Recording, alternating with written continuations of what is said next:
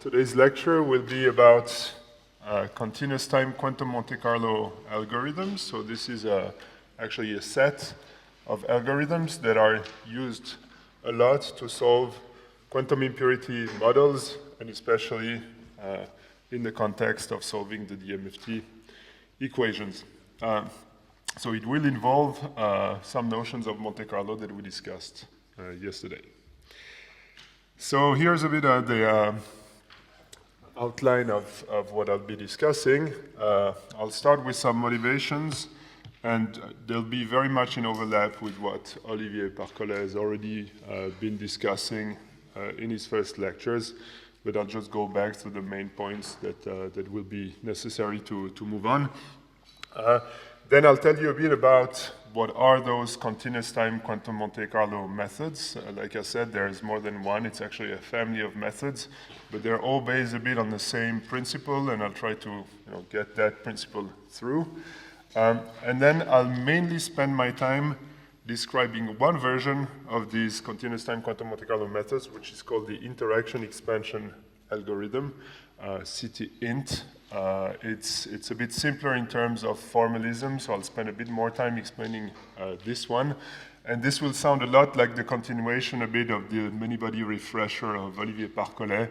Actually, we'll be following very much the steps that you will have in a quantum many-body lecture when you get to Feynman diagrams. Okay? And then in the time that will be left, and I expect that it won't be too much time, I'll tell you a bit more about the CT-HYBE, which is the actual solver that you've been using in the tutorials. The principle is very much the same. The formalism is a bit heavier, so all the equations are in the slides, but I won't spend a lot of time going through all of them. If you're more interested, you can actually go back to the slides and look at the equations, but I'll mainly try to just get the main message and the principle through. Okay, you can stop me at any time if you have questions. So let me start with some motivations and maybe some references that I think are useful. The first one is one that Olivier has already mentioned. I think it's a nice book by Houston, which describes this time the physics of quantum impurity problems. Okay, so it's not that much about algorithms, it's really more about the physics, and especially about the Kondo physics. If you're more interested in the actual algorithm, the CTQMC solvers, there's a nice review of modern physics by Emmanuel Gould and collaborators, which has a lot of details. The original papers about the interaction expansion algorithm is one by Rupzow and Lichtenstein. That's the ref here. The original paper about the CT-HYBE that you've been using is this reference here about Philippe Werner and Andy Millis in this PRB and this PRL here. Okay, you got the usual reference for DMFT. And let me mention that, well, as you know, within Trix, we have a CT-HYBE solver. This one you've already been using. But we also have a sort of a tutorial version of a CT-INT algorithm, which you can find here. We just checked yesterday that it actually compiles and still works. It's sort of a baby version of the solver. It's in the end only, I think, maybe 200 lines, and it's really an implementation of what I will be discussing. So if you're interested in getting your hands dirty, this is a good place to start. All right. So first of all, what do we mean by quantum impurity problem? So what I have in mind when I think of a quantum impurity problem is an impurity. So impurity is either one orbital or a bunch of orbitals that are localized and interacting. And this is this local Hamiltonian. So this is an object that is described by a local Hamiltonian. And we can think of this as something that lives in a Hilbert space which is not too big. And this impurity, this set of orbitals that are interacting, are connected to a non-interacting bath, electronic bath, which is a bunch of free electrons which may have some particular dispersion. Again, those are connected, and this is my quantum impurity problem. Now, these problems have a long history, so there were quantum impurity problems long before DMFT, and they were actually very much studied in the context of the Kondo problem, which has a long history. It's been one of the big challenges, I think, in condensed matter physics in the last century. It started very early with the discovery of a resistivity minimum as a function of temperature in some metals that had magnetic impurities. So this led to the development of a lot of theory, but also a number of algorithms that were trying to address the physics of these quantum impurity problems. So at the time when DMFT started, there were already quite a lot of knowledge, of course, about quantum impurity problems, but also some quite powerful algorithms. But as you will see in a second, what we really need in DMFT is even more than what was needed at the time, so there was still a need, and there is still a need to develop very powerful methods to solve these quantum impurity problems. Great. So in terms of modeling these quantum impurity models, Olivier introduced the Anderson impurity model. It's been very successful and important in the context of quantum physics and the Hamiltonian is the one you've already seen. It describes in its simplest version, and this is what I will consider. It can be generalized, but to keep things simple, we consider a single electronic level, which is at an energy epsilon d. Okay? And if two electrons are sitting on this electronic level, they experience a Coulomb repulsion U. Okay? And this local Hamiltonian here is this first part of the Hamiltonian. So it has this, oh, I see this is epsilon 0, it's epsilon d here, it should be the same, sorry. So that's the local energy of the level, and that's the Coulomb repulsion. And then this level is connected to a bunch of electronic levels of free electrons, which have their own dispersion. So this is this term. This is describing the structure of this free electronic bath. And both are coupled via hopping, via hybridization, described by these hopping parameters Vk, which let an electron jump from the impurity into the electronic bath. Okay, these are the different terms of the Anderson impurity model. So as you've seen with Olivier, when U is equal to 0, so when the problem is non-interacting, this is actually a problem you can solve exactly.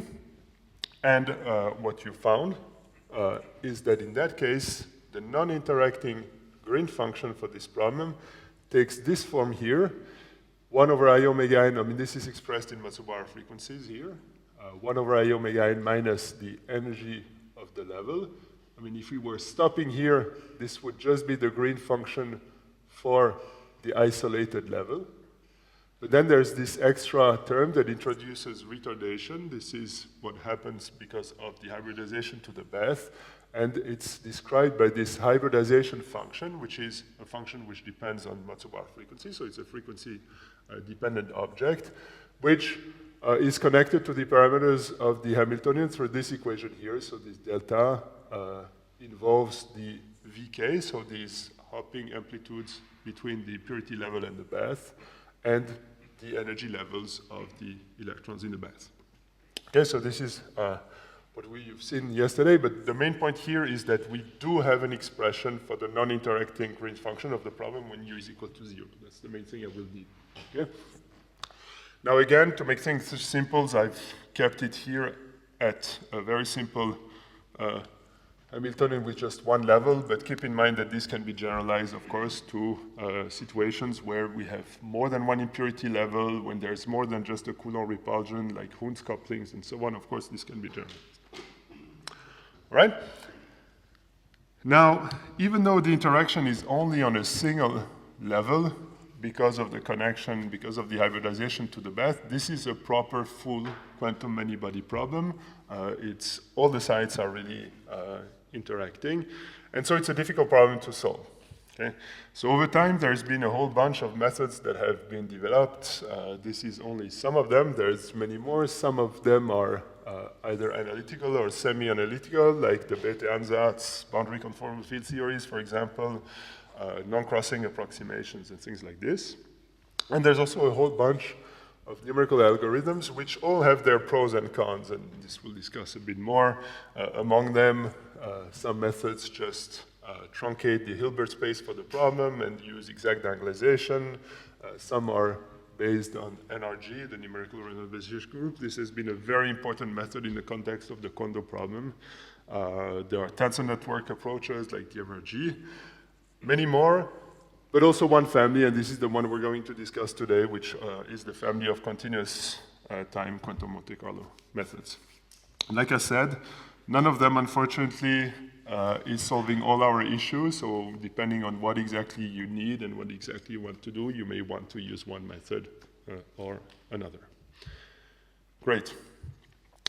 So we have a specific goal in mind, which is to solve the DMFT equations. So this has been the topic of an entire lecture, so I won't spend too much time. We start from our lattice Hamiltonian here, which is, in this case, just the single orbital or the single band Hubbard model.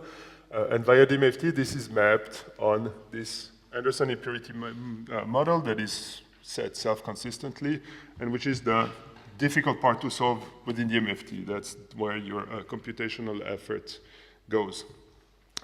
Now, maybe a bit unlike what physicists were interested in when they were trying to solve the Kondo problem, we have actually a wish list, a Christmas list, which is quite, there's lots of things that we need to really make DMFT work. In the context of the Kondo problem, the physics was mainly low energy physics, so one was really interested to know what happens at very low energies, and that was the main point to try to understand. But for us, we actually need things over the entire scale of energy, so we want both the physics at low and high energy, so that makes the story more difficult. We ideally would want to be able to treat many orbitals, especially if we want to go to the context of realistic materials. We want Hamiltonians that are not restricted to just, say, density terms, but we'd like to have more sophisticated pair hopping, spin flip terms, and so on. Of course, we want to do this over a whole range of temperatures, a whole range of couplings, and ideally, we would want to have all of this in real frequency, because then we can relate to experiments. Okay, that's our wish list, and today there's no solver that will tick all of these boxes.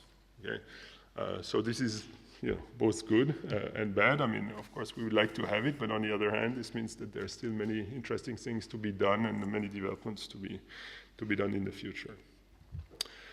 Great. So I will, talk about one specific class of methods, which are these continuous time quantum Monte Carlo methods, which address a certain number of these points. But let me say from the beginning that those are methods that are based on equilibrium and imaginary time, so they would not give immediate access to real axis properties. This has to be done either via analytic continuation, or one would have to go to different algorithms to really have something on the real frequency axis. These methods have been a bit of a revolution. I think they have been developed a lot between, I would say, 2005 and 2010, so they're already about almost 15 years old. And they're still quite state-of-the-art. There's new kids on the block that are starting to compete with these methods, but they're very much still the methods that, especially the CT-HYBE, which are being used in DMFT calculations. So they exist in different flavors. They have funny names. There's CT-INT, which I will explain what's the name, but it's the interaction expansion version of it. There's the CT-HYBE that you've been using, the hybridization expansion. There's another one which is called CT-AUX, which is the auxiliary field formulation of it. It is actually in spirit and in terms of computational efficiency quite close to the CT-INT. Now, while they have different names, the principle behind all of those is the same. So the principle is that we will try to construct a perturbation theory. So we want to start from some limit that is controlled, that we know how to solve, and then add corrections perturbatively. Okay? So we will have to write this, write the formal theory for this, what these correction terms look like. And then we will compute these correction terms stochastically, because as you will see in a second, those involve quite heavy integrals, and so we need a method to compute those, and this is something that we will do by Monte Carlo. Okay? So different versions of these algorithms correspond to different starting points. In the interaction expansion, as I'll show in a second, our starting point is the U equals 0 limit, so non-interacting electrons, and we construct a perturbation theory in the coupling U. In the CT-HYBE, we start from the atomic limit, so we start from a bunch of, we start from a disconnected impurity, so just the local impurity, which is not connected to the bath, and we construct corrections in powers of the hybridization to the bath. Okay? In both cases, the starting point is something that we know how to solve. The Hamiltonian for a local impurity is small enough that this is something that we can solve exactly. Okay? And then once we have this, we just have to compute the physical quantities of interest. The program sounds pretty simple, but as you will see, the equations sometimes become a bit cumbersome. So mathematically, what I'm trying to say is that what we want to do is cut the Hamiltonian of the problem into an H0. H0 doesn't mean non-interacting all the time. It means something that I can solve plus some perturbation. So in the context of CT-int, my H0 is the non-interacting Hamiltonian. It's indeed the U equals 0 Hamiltonian. And my correction term here is just a U n up and down. It's the Coulomb repulsion term. And what we want to do is express, say, the partition function as a series in powers of the coupling U. Okay? And then the game is to try to find the expression for these coefficients an and to compute those. Okay? And you will see that they involve lots of integrals and quite a number of things to compute. In the case of CT-HYBE, the idea is to cut this time the Hamiltonian into H0, which now is the atomic limit, so the problem of the local impurity not connected to the bath, and H1 is the coupling to the bath, which is described by this hybridization function, and this time we want to express the partition function in powers of this hybridization function. Okay, that's the game, but as you see, the spirit is pretty much the same. All right? Yeah? How does this work with wanting to look at phase transitions? So phase transitions where the partition function is non-analytic. That's right. So this would not be appropriate, or maybe the ANs could be non-analytic themselves. Yes, okay. Are you worried by the fact that I'm trying to do something perturbative to find a phase transition? Yes, okay. It's a very good question. Well, the first thing to understand is while in DMFT or while in the Hubbard model, you in principle have an infinite lattice and you may have phase transitions and susceptibilities that diverge, the quantum impurity problem is not an infinite size system. It doesn't have phase transitions. Okay? What creates or what mimics phase transition in DMFT is the self-consistency, the thing that allows to change the structure of the quantum impurity problem and change its properties as a function of temperature, and this is how phase transitions appear, but they do not appear directly in the quantum impurity problem. So in that respect, the partition function will always be analytic in the quantum impurity problem. But it's the fact that you have on top the self-consistency that allows you to study phase transition and go into ordered phases and things like this in the DMFT. Okay? Yes? So for the tutorials we've been using CT-HYBE. That's right. You said, but I got the impression that the interacting Hamiltonians we put into this were of Coulomb type. They are in the tutorials, in some tutorials. I don't know if there are tutorials where we have something else than just density, but in principle, in the CT-HYBE solver of tricks, you can put a generic Hamiltonian there. So you can also put something which has a spin flip term if it's multi-orbital, or you can put a proper Hund's coupling in there as well. Okay, so you can do a bit more than just hybridizations of the path. Oh no, so we're talking about two different things. There's the structure of the local Hamiltonian, which can be completely generic, But then the coupling to the bath will always be something described by just a hopping process between the orbitals that you have in your impurity and the bath. Okay? And this is always described by some sort of hybridization function, but then if it's multi-orbital, this hybridization function starts carrying indices that allow to have processes that connect, say, orbital 1 to some orbital 2 of the bath and have off-diagonal terms and so on. So it can become a matrix, but it's always of a form of a simple hybridization in the sense of a simple hopping between impurity and bath. Yes? Yeah? Suppose we start with some Hamiltonian, how do we know that which one will work better, CT, 10 CT? So this is something that I'll try to come back to at the end. I'll try to give you a bit a list of when you should be using which one. It's a very good question, but I'll come back to that. Yes? Great. Well, so I think this is the moment to actually start getting a bit more into the details. So this will very much look like, pursuing a bit what Olivier started in terms of many-body quantum physics refresher.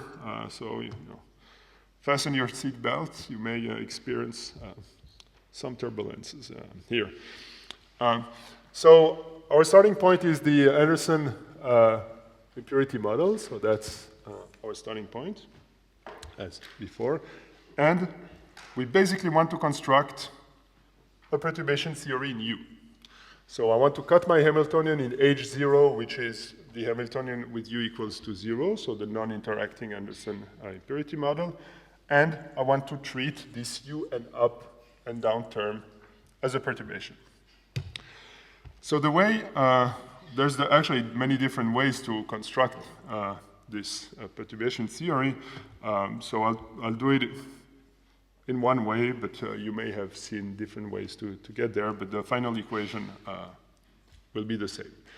So maybe I'll use the board for just a couple of those equations. So let me try to switch to the whiteboard.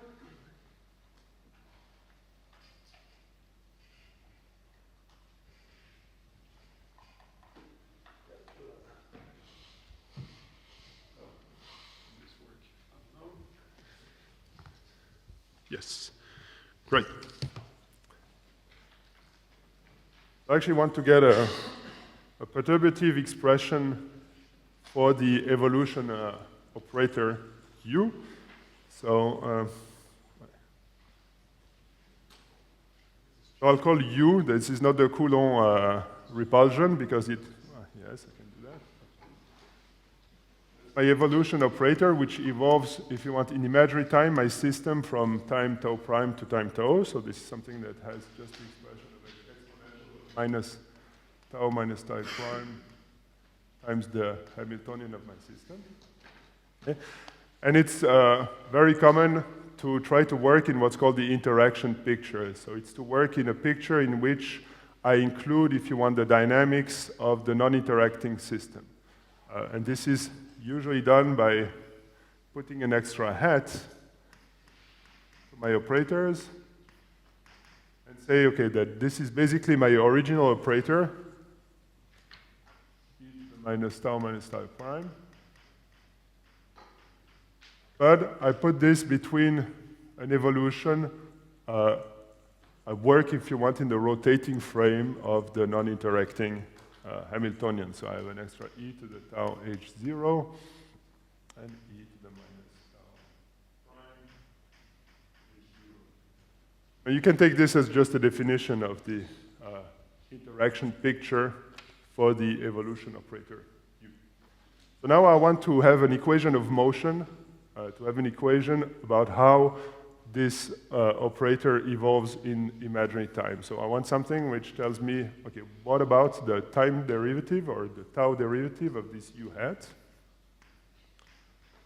Tau and tau prime.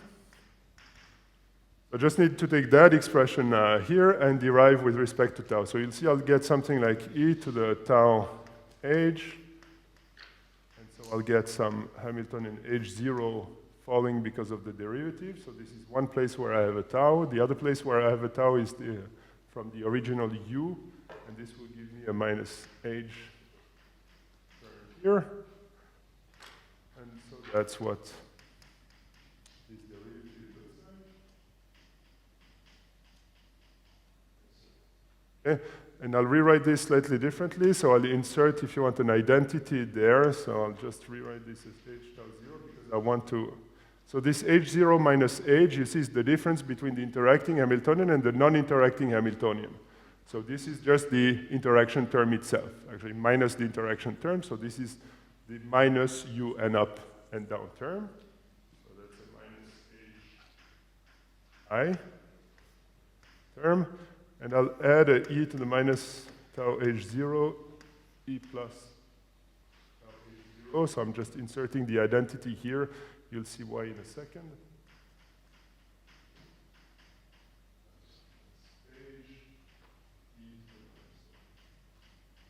Don't worry, I'm almost done. So all I've done here is reintroduce the interaction picture for a certain number of operators. So you see, this first term here is the interaction picture for the interaction Hamiltonian. It's just the interaction Hamiltonian between e tau h0 and e minus tau h0. So if you want, this is minus h interaction hat in the interaction picture, taken at time tau. And this second term is my u hat, the one that I had here. Okay, so this is.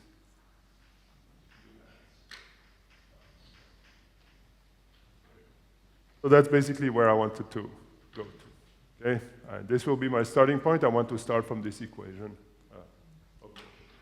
Okay, so far. Slides. Maybe I'll come back to the screen in a second. So, unplug this. Okay, great. So where am I? I've basically sitting at this equation here, so that's what I've just derived here. And so I will play with this. Again, the head here is for this interaction picture expression. So how can I move on? I can integrate this expression to try to pretend I solve it. So I can start from this derivative and integrate between tau prime and tau. Okay? If I do this on this derivative, I get a term u tau tau prime, that's the integral, minus this expression taken at tau equals tau prime, so u tau prime. This is the evolution from tau prime to the same time. This is the identity. This is this identity term that I get here. Okay? And what I'm left with is the integral of this term from tau prime to tau. Okay? So you see, I haven't really solved anything because I have u hat on both sides. Okay? But on the other hand, you will see that I can use this recursively and try to get a systematic expansion of u. So that's the game. So imagine I start from this. I have this u. This has an expression 1 minus this integral here. So now I want to take this u that is here and again express this as 1 minus the integral of something like this, but this time from time tau prime to time tau 1. Okay? So I'll get something like this if I do this. I get an expression for u, which is 1 minus, well, this is the term that comes from the fact that I've been replacing this u here by 1 minus something, so I get just this term here. And then I get another term which now involves twice h1. And if I repeat this again and again, I get sort of a recursive expression which involves integrals of this interaction Hamiltonian, and actually different powers of this interaction Hamiltonian. So there's just 1 here, 2 here, 3 here, and so on and so forth. So you've seen I've organized in a certain way an expression for the evolution operator in powers of the interaction Hamiltonian, or obviously because this is just u and up and down, I've organized this in powers of u. So this, I've actually realized here a power series in u for my evolution operator u. Okay? So what you may observe, and again, take the time to go through the slides if you want to know more, but these guys are actually time ordered. So if you look at H1, because of the structure of this embedding as you plug in the recursively the expressions for u, this tau1 will always be larger than tau2. And in the next term, in this product of Hamiltonians, tau1 is always larger than tau2, which is always larger than tau3. Okay? So if you want, they're time ordered. And this is convenient in the sense that I can at least formally rewrite this in a slightly different way. You see, these integrals, they have the constraint that they start from tau prime, but this one stops where the next one starts, if you want. Okay? I would like to avoid this and have an expression where all the integrals go from tau prime to tau. Okay? So I can do that. I can replace this. So I think this will deserve a little drawing, maybe. So I need to plug that in. Sorry. Don't worry, I won't be doing this too much. Sweet.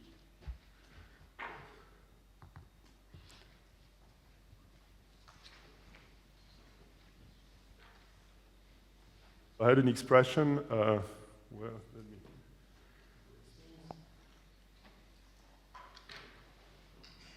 The first integral I had was an integral, so I had, for this term at order 2, I had an integral in tau1 and tau2.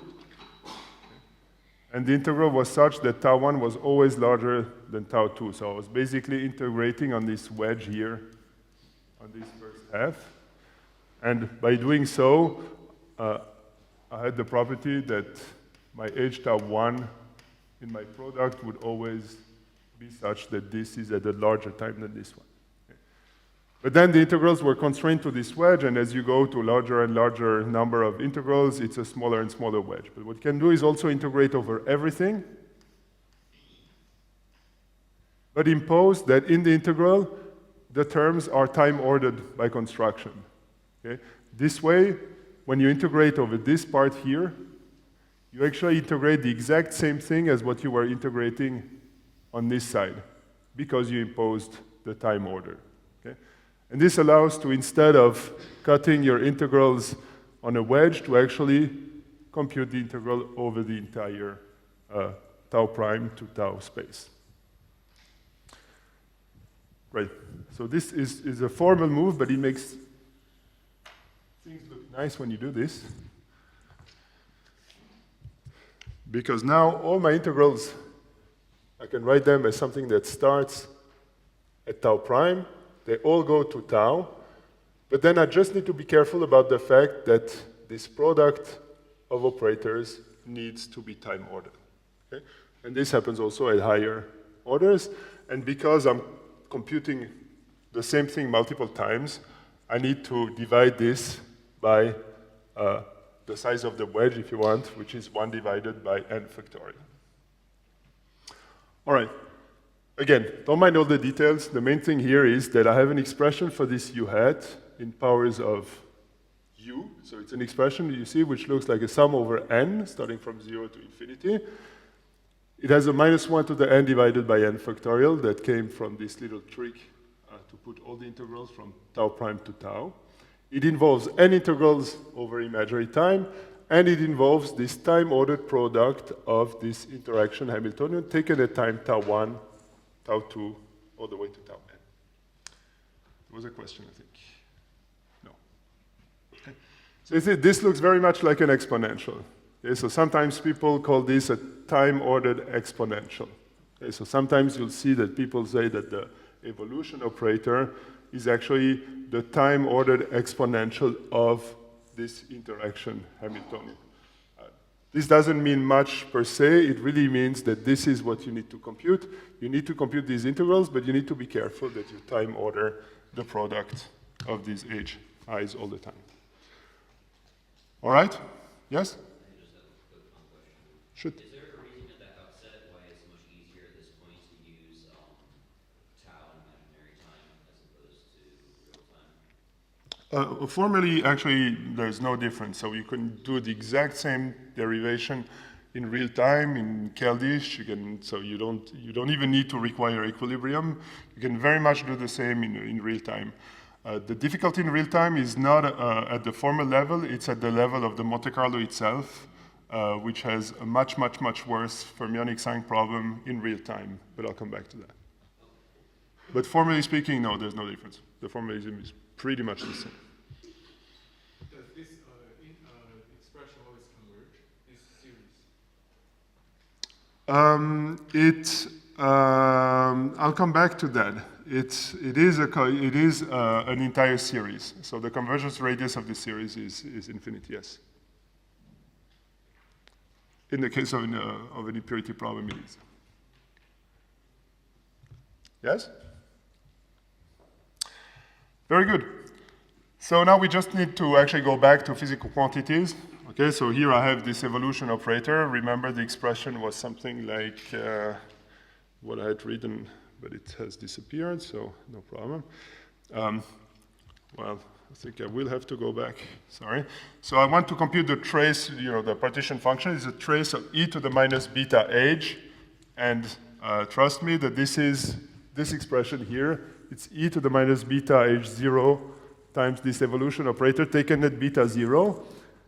Sorry, I'll maybe just convince you that this is correct.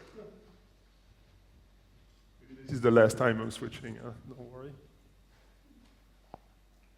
But if you remember, this was, oh, man.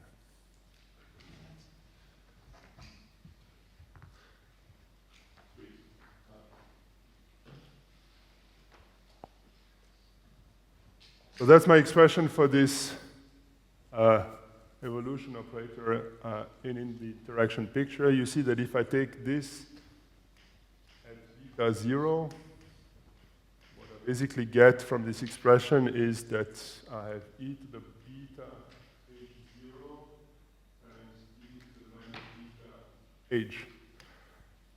So up to this e to the beta h0, this is almost my partition function. So if I just want to actually get my partition function, you see that if I want to get z equal to trace e to the minus beta h, well, this is really trace of this. I need to eliminate this e to the beta h0 term times u hat taken at beta 0.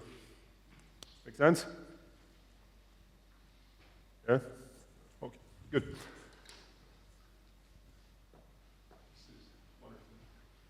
Great.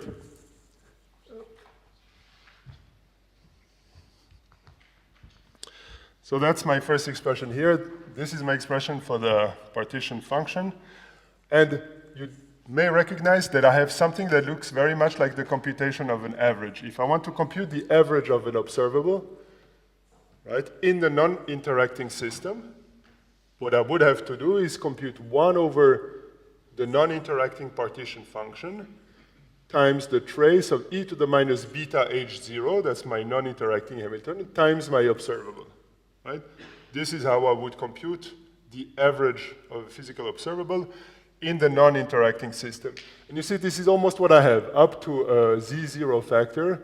This is z, the partition function, is the average value of this evolution operator in the non-interacting system. So if I plug back the expression of u in there, what I find is that the ratio z divided by z0, the full partition function divided by the non-interacting partition function, this is the average value of u taken in the non-interacting system. And if I put back the expression for u, I have something like this. To compute the partition function, I need to compute this big sum over n, over perturbation orders, of minus u to the n divided by n factorial. You see here I'm constructing a series in powers of u. And at a certain perturbation order n, I need to compute n integrals over imaginary time between 0 and beta. Beta is my inverse temperature, of the average value taken in the non-interacting system. So this notation here means I have to compute the average value in the non-interacting system of a product of n up and down taken at tau 1, n up and down taken at time 2, and so on and so forth. That's what I need to compute. But I need to compute those in the non-interacting system, and because the non-interacting system is just free electrons, this is something that I can do. Does anybody know how I can do this? Feynman diagrams? That's correct, but that's not how we're going to do it. Wick's theorem. Who knows Wick's theorem? Oh, sweet. Great. I don't have to prove it. If some of you haven't seen it, come to me at the coffee break. I'll show you how to prove it. But exactly, we'll use Wick's theorem. Actually, both of you guys are saying the same thing, because you do use Wick's theorem to derive Feynman diagrams. Okay? But Wick's theorem tells you something slightly different. What it tells you is that if I need to compute the average value of a product of C dagger C's taken at different imaginary times in a non-interacting system, this is actually a determinant of a matrix whose entries are given by the non-interacting green function taken at corresponding time differences. So if you want, the entry ij of this matrix M is the non-interacting green function taken at the imaginary time tau I minus tau j. Okay? So you fill this matrix with this object that you know. We've seen the expression of this object in Matsuba frequency. We just Fourier transform it and get it in imaginary time. So this is an object that we know. So once you give me a bunch of n times, if you give me tau 1 to tau n, it is easy for me to construct this matrix filled with these entries. Once I have that, the computation of this average value here, well, first of all, is something that I can cut between average values of the up spins and the down spins. And the reason is that in the non-interacting system, down spins and up spins, they live separate lives. They don't talk to each other. So this product, this average value is the product of the average value of the operators involving the up spins times the average value of the down spins, which means this is the product of a determinant of the matrix filled up with the Green's function for the up spins times the one for the down spins. Actually, if there is no term that breaks the spin up, spin down symmetry, those determinants are the same at that point. Okay? So you see, operationally, it's not that bad what I need to do. If I want to compute this, I need to, in principle, sum over perturbation orders, do all those integrals of something which is in the end just a product of determinants. And you see in terms of computational power, computing a determinant is something that goes n cubed. So it's not that bad. Yes? I can see that if you take the density operators and split them apart, use all parents, that you get these Green's functions of the differences, but where does the 0 minus come from? Oh, this is, you mean on the diagonal? Well, you see, on the diagonal, I have to take G0 at tau I minus tau I, right? Which is 0. But a Green's function is not really defined exactly at 0 because you don't know, which operator do I put first? Do I put the CDAC first? But if you go back to the definition of Green's function, what you see is that because here the operators have a dagger first, you want to take the version of the Green function in which you've put the C dagger in front of the C, which means you want to put this guy at 0 minus time. Okay? Make sense? Great. Now, how does this relate to Feynman diagrams? To go back to your question, well, if I take my determinant and I develop all the terms, I do the Laplace expansion of the determinant, then the different terms that I get, the factorial number of terms that I get, are all the Feynman diagrams. Okay? But I don't want to go back to individual diagrams, first of all, because there's a factorial number of them, so I would have to do a factorial number of, sum of a factorial number of terms, which I don't want to do. Okay? I want to take advantage of the fact that the determinant is a fantastic machine that allows me to compute the sum of a factorial number of terms in n cubed computational complexity, which is fantastic. If you think about it, this is amazing. Okay? Very good. Any questions so far? So how do we do this in practice? Okay, well, maybe one more thing. So this is the expression now for the partition function. So it takes this form of this multiple integral of this product of determinant. If we want to compute physical observables, these expressions change a tiny bit. I don't want to go through the entire derivation, but for example, if you want to compute the green function, you can show that you can rewrite the interacting green function for the full system as the non-interacting one corrected by a term G0 K G0 with some kernel function K, which has an expression quite similar, if you want, to this partition function term. It's something that looks like 1 over the partition function term. This is 1 over Z.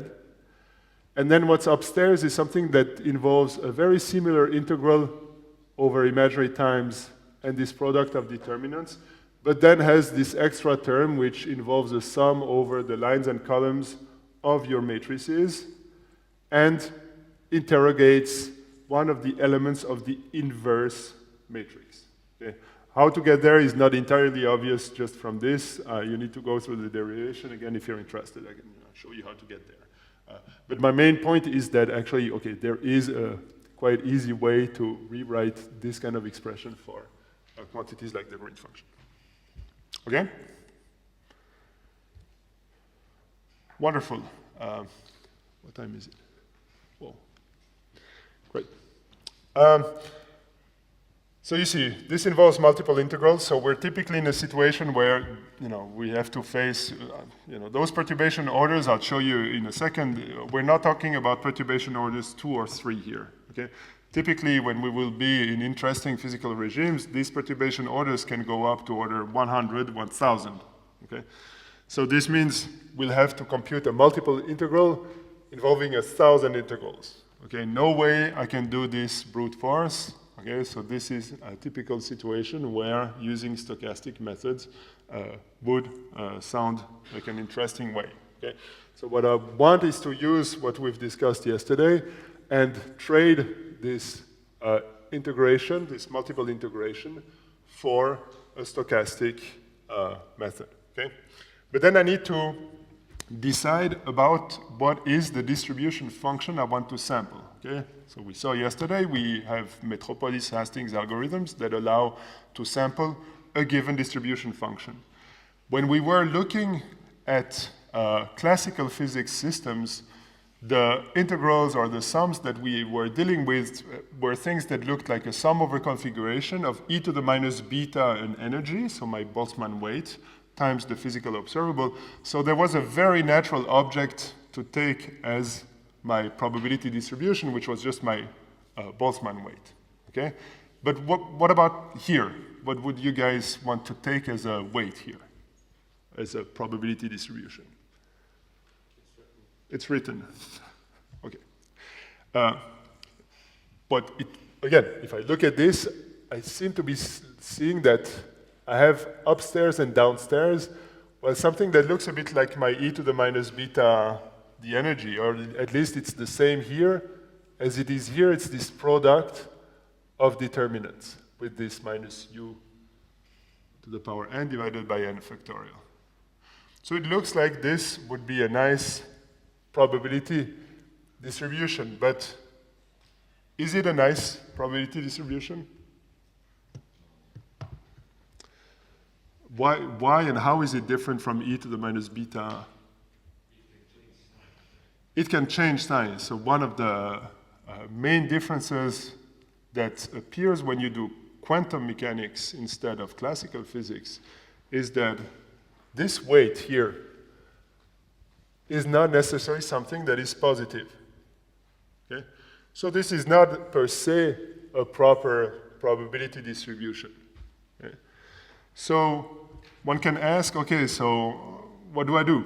How do I change this? And you can show that sort of the best trade-off is to just take the absolute value of this object as your weight. Okay? But when you do this, so I take now as a probability distribution the absolute value of this term. This is positive, fair enough. It's a probability, supposing that you can normalize it, but you can. But then, when you compute stochastically your physical observables, you need to take into account the fact that now the probability distribution is positive while your contribution may be negative. So when you accumulate statistics, you need to take, well, the element here which appears in the expression, right? You want to, this is part of the expression that you're accumulating during your Monte Carlo sampling, but you need to multiply this by the sign of this object here to compensate for the fact that the weight may have a different sign from the probability distribution. Does it make sense? And this is the source of many, many headaches. This sign here is the origin of what is known as the infamous fermionic sign problem. So let me try to explain why this may be giving you a hard time. What we're trying to compute is an average, stochastic average, of something which is sum over configurations, sum over, or here integrals over imaginary times, of a positive weight, or of a weight which may become negative, sorry, times some function. If I want to use the absolute value as a probability, I have this sign that appears, that's what we've just seen. And if I look at what's down here, imagine that this object changes sign very quickly in configuration space. So as I change my imaginary time, imagine that object changes sign all the time. Well, this average here that I will be computing is something that may average to a very tiny number, to a number very close to 0, but as a result of the sum of plus and minus 1, plus minus 1, plus minus 1. So it is something that may become very small, but has a very large variance.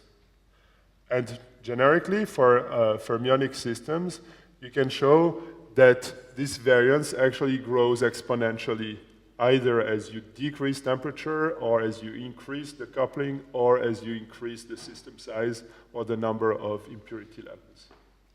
Okay? And that's the fermionic sign problem. This is what is making quantum mechanics so much more difficult when it comes to stochastic methods with respect to classical physics. Yes? You mentioned that in the end, with high perturbation orders, there will be lots of integrals that one has to solve. Right. But isn't there also a mapping of quantum problems to classical problems in a higher dimension that would just, at the cost of more integrals? Well, not when you derive it this way, unfortunately. So there's no obvious way to turn this into a simple classical physics problem that would be in just one more dimension. Would be nice, but no. Okay? Any questions so far? So of course, the sign problem is in principle something that may or may not happen. You know, if I just look at the equations, I have no idea whether my function that I'm integrating is indeed oscillating a lot. Okay, so let's have a look, and you'll see that unfortunately, as we derived it so far, the sign problem would be absolutely terrible. Let me show you why. So what we need to compute is this sum here. Okay, and again, if there's no asymmetry between spin up and spin down, these two determinants are the same. Okay? So their product is positive.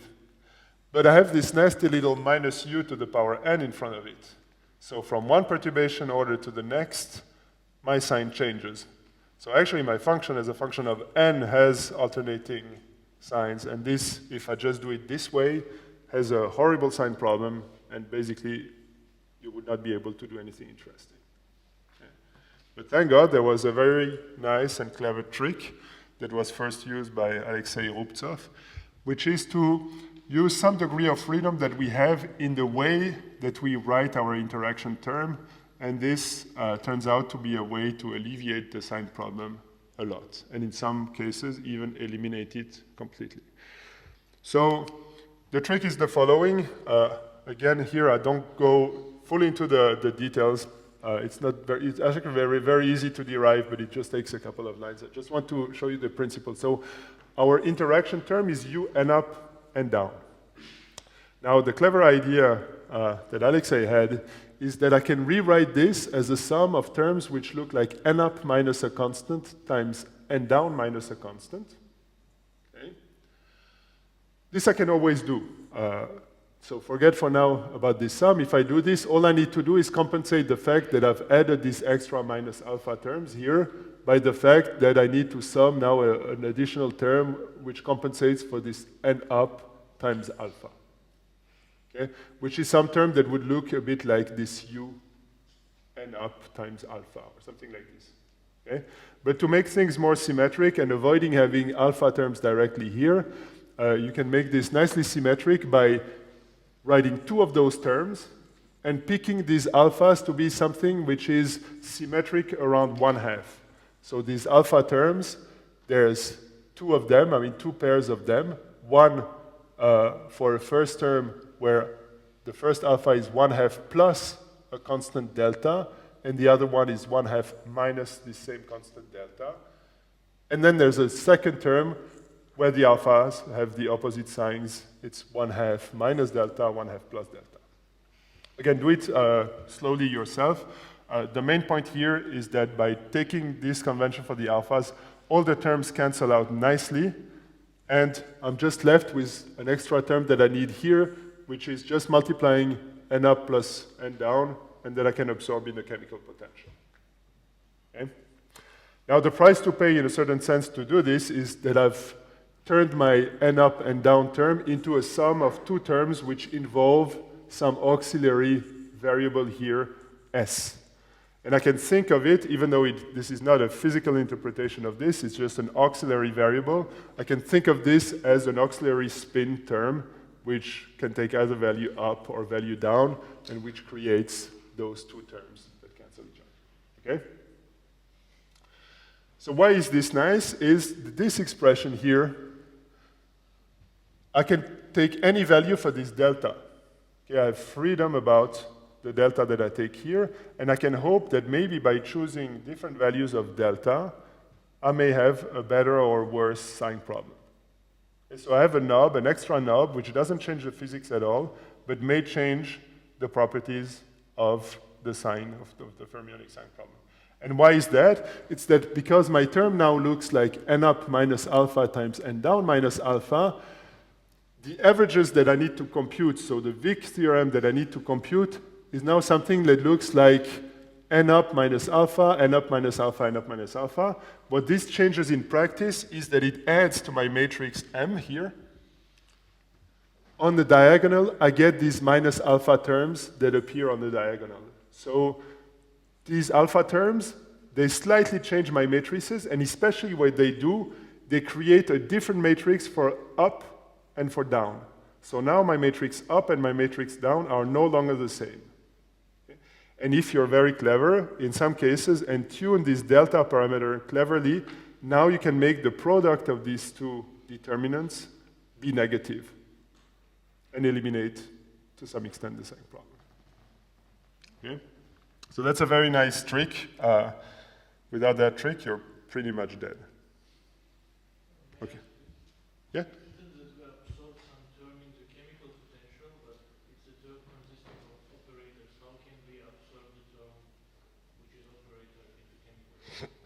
So if you write a Hamiltonian in a grand canonical Hamiltonian, the Hamiltonian is something like, okay, your interaction terms minus the chemical potential, which multiplies the density operator. You agree? It's minus mu n. And this is exactly the form of this term. It's something like plus a constant times n. So this really has the same value as a chemical potential. Okay? Yes?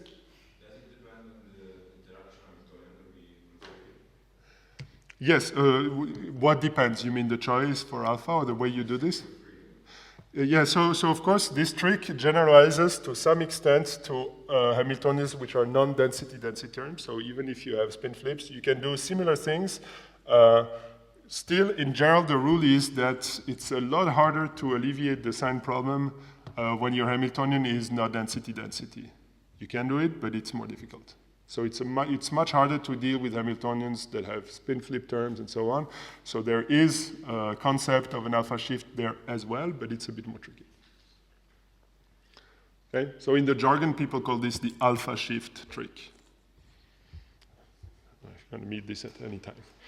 And typically, so as a practical user of a city int algorithm, one of the inputs of the user is this parameter delta that you are free to choose and that you need sometimes to tune in a way to get a better sign problem. Okay? And typically, maybe just to end this little story, there's no free lunch, as always. In general, when you tune this delta, there are values of delta for which your sign is good, but then typically your perturbation order grows. And there are values for which your perturbation order goes down, but then the sign problem is worse. So typically you need to tune this delta in a way to find a trade-off where your sign is still good, but the perturbation order has not exploded to something crazy. All right? So can we visualize this as a Monte Carlo simulation now? So again, my Monte Carlo sum is a sum now over all, or it's an integral over all these imaginary times. But because of this change, because of this trick, I also now have an extra artificial auxiliary spin variable to sum over. Okay? And I typically want to put this in the Monte Carlo as well. So my Monte Carlo sum is an integral over imaginary times and a sum over these auxiliary spins. There's as many of these auxiliary spins as there are interaction vertices or as there are imaginary times. So a way to picture this is to draw them like this. So a configuration, if you want to think about a configuration, you draw a segment that goes from 0 to imaginary time beta, inverse temperature beta, and you put your interaction vertices or your times on this line. And for every time, tau 1, tau 2, tau 3, and so on, all the way to tau n at perturbation order n, you put an auxiliary spin on this vertex. Okay? And you need to sample over all of those. So you need to sample over all positions of tau 1 to tau n and over all values of spin up, spin down, this auxiliary spin. That's the Monte Carlo sum you need to do. Okay? And for each of those configurations, the corresponding weight is the absolute value of minus u to the power n. There was a factor 2 that came because of this different expression of an up and down times the product of the determinants. So on paper, it's actually not that bad, right? So what is the Markov chain I want to produce? So we can, again, you're free to choose what are your proposal moves to move into the space. And it turns out that actually only 2 moves are enough, or 2 proposals are enough to be ergodic and go everywhere in principle in this space. And the moves are quite natural. One of them is to add an interaction vertex. So to start from a configuration which has vertices at times tau 1, tau 2, tau n, and add one more and pick a random auxiliary spin for this one. And the corresponding opposite move is to pick randomly one of those vertices and take it away. So you see, by doing this, I can change perturbation order, because as I add vertices, I can go from perturbation order with only 3 times to many more times. So I can move in the space of perturbation order. And I can clearly also, in practice, move my vertices from any time to any other time by just removing it and placing it later at another time. Okay? So it is completely ergodic in that respect. Okay? So these 2 moves are enough sometimes to make things more ergodic. You can have additional moves or proposals that just take a vertex and move it, or things like this. You're free to do so, but these 2 moves are enough to actually be ergodic. Right? And then you do your usual metropolis hastings. So for example, for the insertion of a vertex, and again, don't mind the details, but it's just the principle. You start from a configuration, you propose the insertion of an additional vertex at some time tau n. You compute the value of the probability distribution before and after. This is this product of determinants with just n vertices and the same product with one more vertex. So it's now a matrix which has one more line, one more column. Okay? There are prefactors that come in because of the probability to insert a vertex at a certain time and so on. And then you have your metropolis hastings acceptance ratio, which basically is, again, the minimum between 1 and basically the ratio between these determinants before and after you add an extra vertex. Okay? And actually we get lucky, maybe just about computational efficiency here. Do you think it's very difficult to compute this ratio? What's the computational effort to compute this?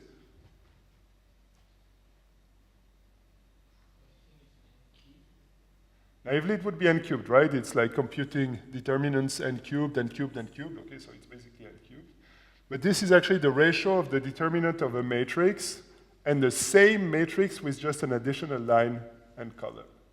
So by using the sort of formulas that Olivier was showing yesterday with the Schur complement, you have what's called the Sherman-Morrison formulas, which actually, if you keep somewhere in memory the inverse matrix, which you need anyway to compute the green function, actually computing this ratio is extremely simple, and it's n squared at most. Okay? So actually you can make this quite efficient. Same thing for the removal, very similar formula. You start from n vertices, remove one, you get exactly the same thing. Again, you'll have to compute the ratio of two determinants that are similar with one line column removed. And that's it. It's actually quite simple. So typically, the computational effort grows like, so every single Monte Carlo step costs n squared because of this Sherman-Morrison trick. But you typically want to do about n of those to disentangle your configuration. So you can say that roughly the computational cost to get disentangled configuration grows like n cubed. Okay, so it's polynomial. It's not that bad.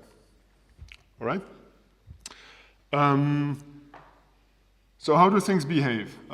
So how do I sample my different perturbation orders as a function of, say, temperature or U and so on? Okay? So you can get a histogram during your Monte Carlo simulation and see, okay, how much time have I been spending at a certain perturbation order? Okay? And what you see is that this typical kind of behavior. If your value of U, for example, is fairly small, then you see it, so this is the average perturbation order or deperturbation order, and this is the histogram of how much time I spend there. Well, you see, it's not too surprising that I spend most of my time at fairly low perturbation orders. Again, not surprisingly, as I increase U, well, typically, this average perturbation order increases. Okay? And you can actually show that the same goes with the inverse temperature. So as you decrease temperature, the perturbation order grows linearly with inverse temperature as well. Okay, so typically, the average perturbation order grows as beta U, right? And there would actually be an addition factor n for the size of the system for the number of orbitals. I think this is something I'm showing here. So in what we've derived here, at no point have I really been explicitly using the fact that I'm solving an impurity problem, right? In the end, the only ingredient that comes in is G0. So this G0 can be the G0 of any system. It can be the G0 of my Anderson impurity problem, but I can just as well solve a lattice problem with this or solve a chain of Hubbard atoms, for example. Okay? Nothing in what I've derived really depends on the details. So you can use the exact same algorithm, for example, to investigate a Hubbard chain. So just a bunch of sites that are connected via hopping and that have a local Coulomb interaction. And see how the perturbation order grows with system size. And what you typically see is the following, is that the average perturbation order grows linearly with either the inverse temperature, just as we showed before, or with the number of sites. Okay? But at the same time, and again, this is maybe no surprise, the average sign becomes worse and worse. So when you have a sign problem, a way to quantify the sign problem is to compute this average sign, so the value of this denominator here. If this becomes very, very small, your sign problem is worse. Okay? So typically, the way to quantify the sign problem is to compute the average sign in your Monte Carlo simulation. Okay? And this is the first panel here. This is the average sign as a function of, here, system size. So you see as the system size increases, the average sign becomes smaller and smaller, exponentially with system size. And the same goes for U and inverse temperature. Okay?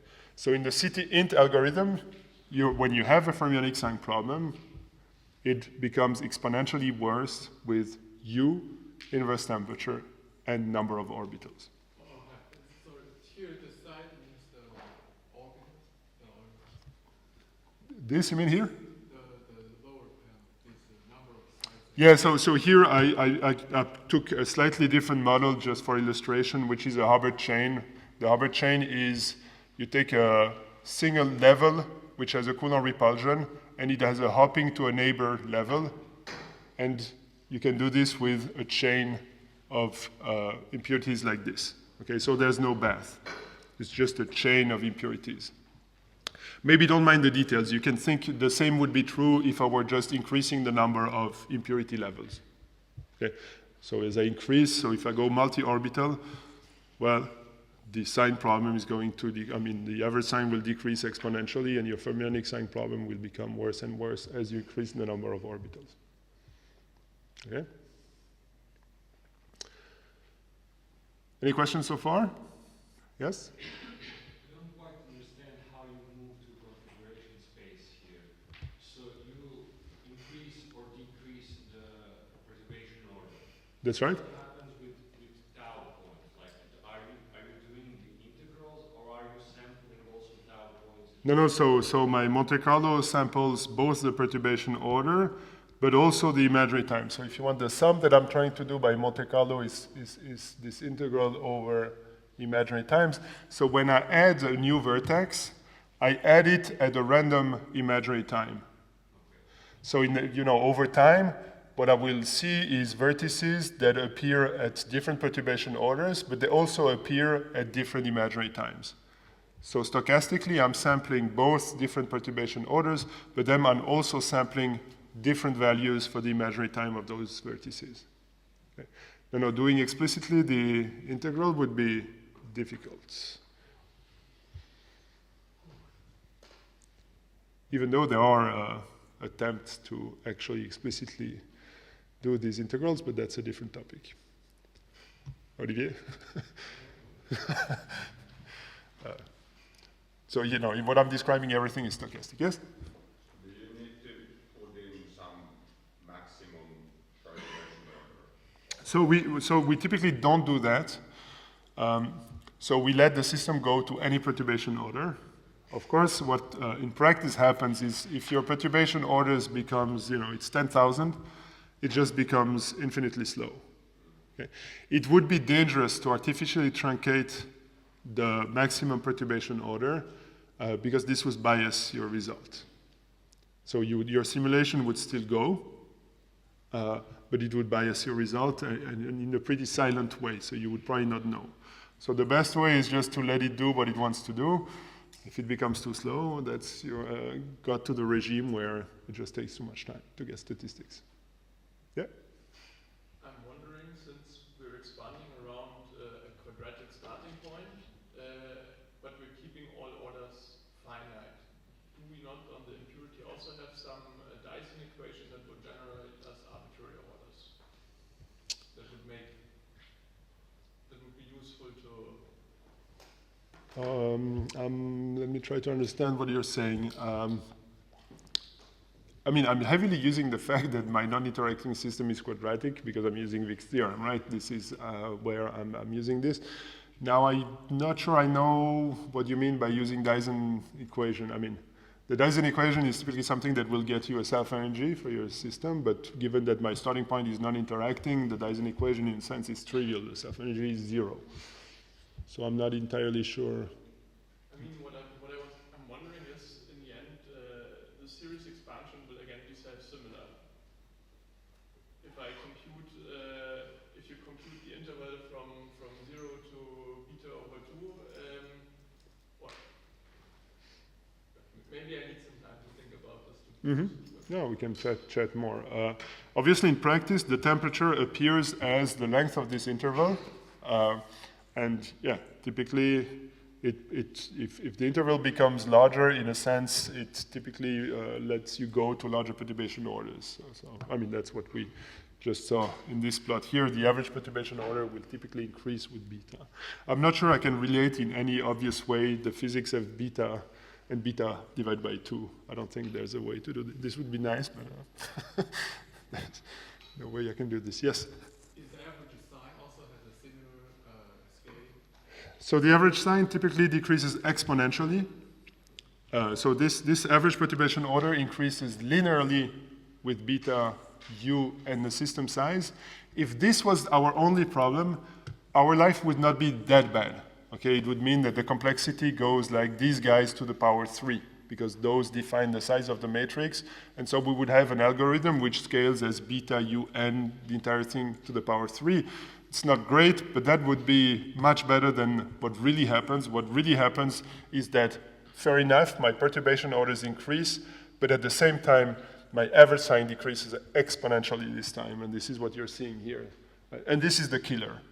So what kills us is not the fact that our matrices become too large. What kills us is that I need an exponentially large factor of statistics to compensate for this fermionic sign problem. So that's the killer. More questions? Yeah? I just have a question, because you mentioned yesterday that breaking detailed balance can improve sampling efficiency. Uh-huh. Is that something that's done in these continuous time intervals, or is it a problem? So I'm not aware of something that breaks detailed balance within this. I don't think I know anything about this, but there's other versions of the sort of moves that I'm describing. So there's versions of not this one, but of the city hybe, where you do sort of a warm sampling instead of doing this kind of sampling. So there are other versions of the algorithm, but I think they're pretty much all based still on the detailed balance, as far as I know.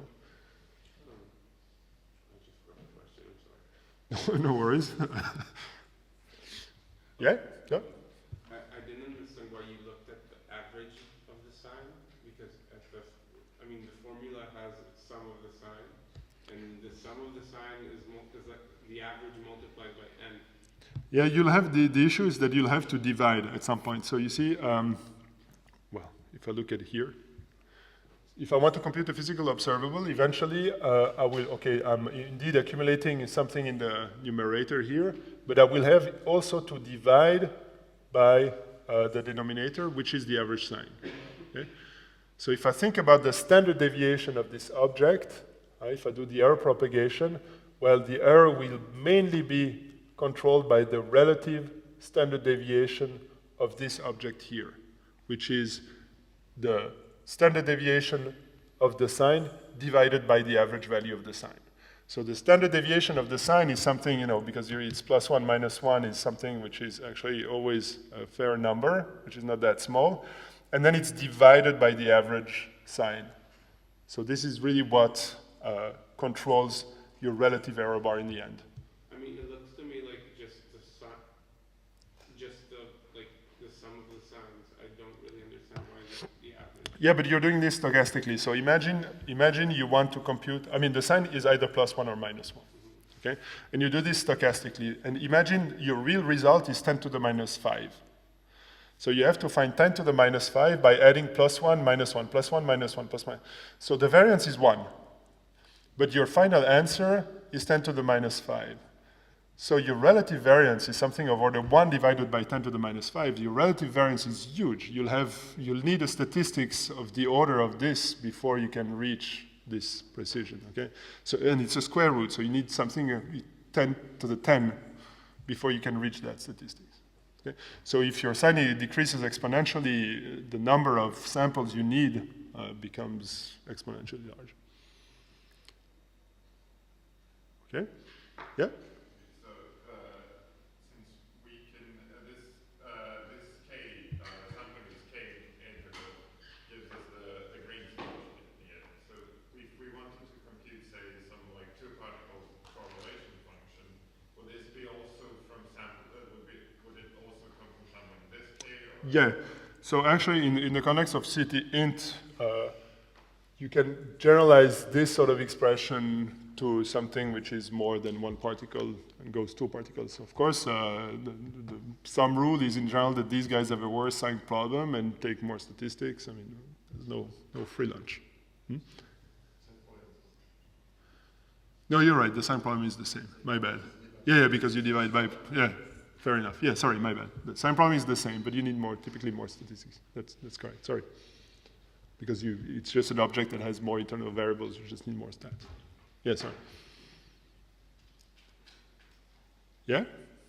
More questions? Is the sign problem a major challenge to go to those clustered DMFT to be larger clusters? Yes. So it is a challenge, of course. Actually, when you want to do cluster DMFT, actually the CT-int is probably the solver that has the best scaling in terms of the size of the system. So when we want to go to large clusters, CT-int is, at least for now, the method of choice to do large cluster DMFT calculations. As I'll discuss in the no time that is left, the CT-hybe behaves a lot worse when you go to clusters, because what controls the complexity is the size of the local Hilbert space, and this guy increases exponentially with the number of signs. So CT-hybe is not a method of choice when you want to go to a 10 by 10 cluster. Okay. While CT-int, if you don't go to values of U that are too large or too low temperatures, can actually deal with this situation. Yeah? Okay, where am I? Well, that's pretty much what I wanted to say about CT-int. There's about 10 minutes left. It's not enough to go into the details of the CT-hybe, but it's probably enough to just get the idea through. So it's actually, we want to do the same thing. Now it's a bit more convenient to work with the path integral formulation. So what we do is, what Olivier has actually also shown yesterday, we start from an expression of the partition function, which is this path integral of e to the minus the action of the system, of your Anderson impurity model. And what I want to do is cut this action in two pieces. Okay? So the full action looks like this. The full action is a term corresponding to the Coulomb interaction, and it has this other term which involves this inverse of the non-interacting Green's function, which describes the hybridization process, the fact that an electron can go in and out of the impurity. Okay? And this G0 minus 1, if you remember its expression, is something like I omega n minus epsilon 0 minus the hybridization function. Okay? So what I want to do is construct this time a perturbation expansion in delta. So I will cut this total action into a local term, which involves the local degrees of freedom, so epsilon 0, the local energy, this I omega n term, and the Coulomb repulsion. So this part of the action, if you want, describes the physics of my localized impurity in the absence of a bath. Okay? And then the perturbation is the hybridization part of the action, which is a term which looks like d dagger delta, the hybridization function d. It describes a process where you hop and with retardation come back. That's the term that I want to use as a perturbation. And then the steps are not too different from what we've done before. I cut my exponential in two pieces. I have an exponential of the local part times an exponential of the hybridization part. Okay? And I take a Taylor expansion of this hybridization part. Don't mind the exact details, but in the end, what we sort of end up having is, for the partition function, an expression which is, again, a sum over the number of those hybridization terms that are included. Okay? And what I need to compute is an average, but this time it's an average not around the non-interacting system, because my starting point is the atomic limit, is the isolated impurity.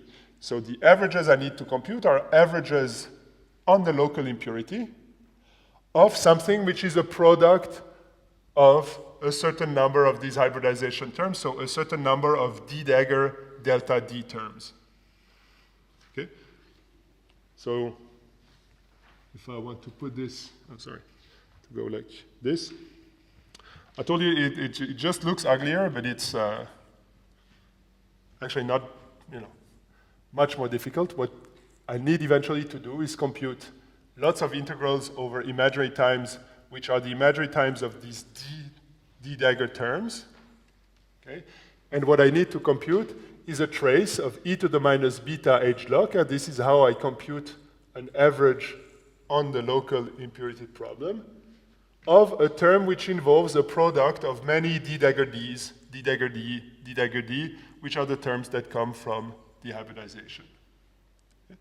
So I need to compute a big trace of a bunch of d dagger d, d dagger d, d dagger d, and they're all multiplied by these hybridization functions taken at different time differences. Okay? So there's a way to represent this as a drawing. It's a bit simpler than an equation, but it conveys the spirit of the method. So what you end up sampling over is something like this. So you can think of every of those lines as an insertion of one of those d dagger d terms times delta. Okay? So this line would be a d dagger up, d up term, with those guys being at imaginary times tau 1 prime and tau 1. Okay? And corresponding to this, there would be a delta tau 1 prime minus tau 1 term. This is another one, another insertion of d dagger d. And this would be for the down term, d dagger down, d down. Okay? So you can represent, if you want, configurations as those segments which indicate where or what are the insertions of these d dagger d terms. Okay? And if you want, the perturbation order is just how many of those segments I have. Okay? That's how many of those delta terms I have. Okay? And then I do a Monte Carlo where I change the position of these guys, add or remove segments, and so on and so forth. So there's all sorts of recipes to do this. But basically, one way to be more or less ergodic is to have a move which starts from a configuration which has a certain number of these segments and adds more segments. This changes the perturbation order. Or I can take one segment and remove it. Okay? And I can also cut a segment in two parts. I mean, you can show that those are enough to be fully ergodic. Okay? So they all come with the Metropolis acceptance rate. It's the exact same sort of equations as before. You basically compute the value of the probability distribution before and after the insertion or the removal, which boils down to computing a trace of this d dagger d before and after the insertion, take the ratio, and either accept or reject the move. Okay? Yeah, so I don't think I'll go much more in the details here. Yeah. Maybe the only thing I want to mention is the complexity of this. So there's again a determinant involved in this calculation, but in principle, you can imagine that computing this trace of d dagger d may not be something that is super simple to do. Well, in the simplest cases, it is, okay? If you're just dealing with a single orbital Hubbard model, or in the Anderson impurity model, you just have a single orbital, well, you basically have an energy cost whenever you have both a spin up, or both an electron up and an electron down sitting on the impurity. This is something that you can read off immediately from your configuration. So for example, if at some point in my Monte Carlo sampling I end up with a configuration like this, these lines here of these segments, they basically tell me when it is that I have an electron up on in imaginary time between 0 and beta. So I have an electron up here and here, an electron down here, and otherwise I don't. So I have a Coulomb repulsion only when I have at the same time an electron up and an electron down. Okay? So by looking at this, actually computing this trace is something that is visually very simple. I just have to compute the length of the overlap between the up segments and the down segments. So when the interaction is only of the density-density type, this allows to have a much more efficient algorithm. This has yet another name, so in this specific case, the algorithm takes the name of CT-SEG, okay? Which is also something that is available in tricks. So this is an optimized version of a city hybe in a special case when you have only an up and down sort of interactions. It can be a multi-orbital, but it has to be density-density. And in that case, because the trace can be computed quite easily, it can deal, it's a lot faster and can go to much lower temperatures, okay? If you have a multi-orbital system that has more than density-density terms, you cannot use this trick. You actually have to compute these traces explicitly, and this starts to be the dominating part of the calculation if the Hilbert space is too large. So in the city hybe, because the trace is basically a product of matrices, and these matrices are expressed as, have the dimension of your local Hilbert space, when you start having too many orbitals, these matrices become huge, and this is where your computational power goes. So this is why city hybe cannot go to a cluster of 16 sites, because the local Hamiltonian for this would be something like 4 to the 16. You just cannot do anything with it, okay? So typically city hybe can deal with, what, 5 in the best case, I would say. Orbitals beyond this, unless you do, you're a bit in special cases, it becomes quite difficult, okay? So that's the main restriction. So in a minute or so that is left, let me just summarize and compare a bit city int and city hybe, and this will answer the question that I had earlier about when should I be using one or the other. So the city int is obviously more tuned for small values of u. It's constructing a perturbation theory in u, so it's actually more comfortable at smaller values of u. Okay? It becomes worse as you decrease temperature, so it's not very good at very low temperature. It behaves better at high temperature, but it's very good at high temperature. And it is able to deal with more orbitals, so it is the method of choice if you want to do cluster DMFT for larger clusters. Okay? Same thing for CT-OX, which has the same sort of behavior. It is doing better when you deal with density-density Hamiltonians. In principle, it can do more than this, but typically the sign problem becomes worse. The city hybe doesn't scale so well with the number of orbitals, but on the other hand, it's much better in the strong coupling regime, so obviously it starts from the atomic limit. Okay? So it's quite good at large values of u. It also typically behaves better at low temperatures. Okay? And it is also a bit more generic. It doesn't care so much or as much as about the structure of the local Hamiltonian. So if you want to do realistic materials with Hund's coupling or more sophisticated Hamiltonians like this, you typically rather use city hybe. Okay? If I want to compare those with other algorithms on the market, of course, like I told you, they've been a bit of a revolution, so they've outperformed what was a previous the Hirsch-Phi algorithm, basically. So they're, in that respect, very efficient. They're Monte Carlo methods, so they're easily parallelized. They have a fairly good scaling with the number of orbitals if you do city int. But they have limitations as well. Maybe the worst one is that they don't, for now, easily deal with real frequency data. So they're formulated in imaginary time. So if you want to extract real frequency data, well, you have to go through the analytical continuation, which is always a bit cumbersome. And that's what I was saying. We had a very long wish list. These algorithms are ticking some of the boxes in this wish list, but there's definitely a lot more to be done. It's nice there have been a revolution, but every time I think about it, I realize it's been 20 years, 15 years almost. I think it's time that these guys be replaced by something else, but this takes us to, and you especially, to figure the next generation of impurity solvers, so there's still a lot to be done. All right, and I think with that, I can stop unless there's more questions.